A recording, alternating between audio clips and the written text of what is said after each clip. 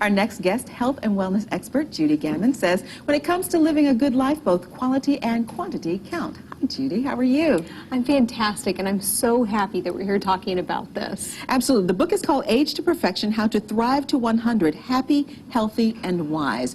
And we always hope that we can age well, and it's up to us to be able to do that, because personal responsibility, right there, chapter 1, first title is personal responsibility. It's up to you to save yourself. That's right. We can give people all the advice in the world, but if they don't take it, if they don't get up and make good choices each day, then they're the ones that are harming themselves.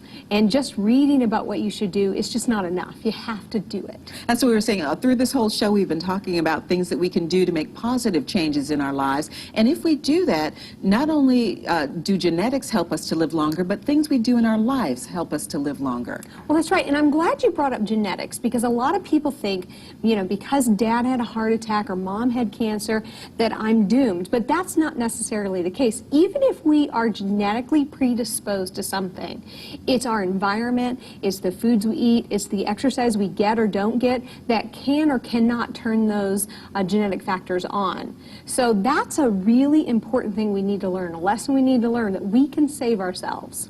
So we need to find out what these things are we are genetically predisposed to, and then figure out what we need to do to kind of not turn on those factors. Right, exactly. But it's not just about what we already know we're exposed to, because we don't want to be the first one in the family to develop diabetes because we didn't take care of ourselves, because we didn't eat right, because we didn't exercise. We need to be, as parents and as grandparents, we need to be setting good examples. It's never too late to start. So I don't care what age people are, they need to be making good choices, not just for themselves, but to set that example. I like that you say it's never too late to start, because some of us kind of go, well, it's too late now, but it isn't. And it's interesting, because you were telling me there are mistakes that we tend to make per decade in our lives that seem to be a pattern. Oh, exactly. So right now what we're seeing in children is they're not getting enough exercise. They're doing a lot of things that involve a screen. So they need to take a screen break. They need to get out and be active. And they're eating so many processed foods, and that's a big problem. But then as we become teenagers, we don't get enough sleep. We go off to college. We eat everything that has a barcode. Then when we hit our 20s, maybe we take up bad habits like smoking or drinking. In our 30s, we don't get enough sleep again. And then by 40s, we're not moving, we're not taking care of ourselves. Maybe we're into our job a little too much. So we're working not just 40 hours, but maybe 60 hours. And that's really a death sentence. Now, so the book says How to Thrive to 100, Happy, Healthy, and Wise. If you had to pick the one big thing that we could do for ourselves to be able to do that, what would it be? Well, I think the word here is thrive. So what is the thing that keeps us going no matter what decade of life that we're in? And a lot of times I travel with one of the people I interviewed, over 100. Her name's Lucille. She's going to be 102 next month. And she says the #1 thing that's kept her alive and happy this whole time is that she forgives.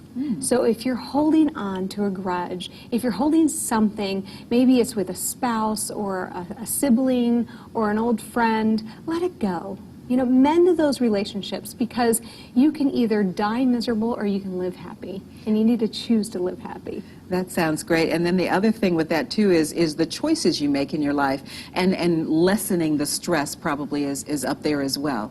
Oh, exactly. We have a diagram in the book of the human body, and then each area of the body that's affected by stress. We now know that inflammation is a major cause of diabetes, heart disease, cancers, and stress plays a huge factor, a big factor in that inflammation in our body. So getting rid of that stress, and a lot of times that's through exercise, and believe it or not, the things you eat can help reduce stress. Eating fresh fruits and vegetables, that's a lot better than packaged and processed foods that actually are tough on the body and hard to digest. So it sounds like the theme for today is just let it go. Let it go. Let it go. Judy Gammon, thank you so much. The book is called Age to Perfection.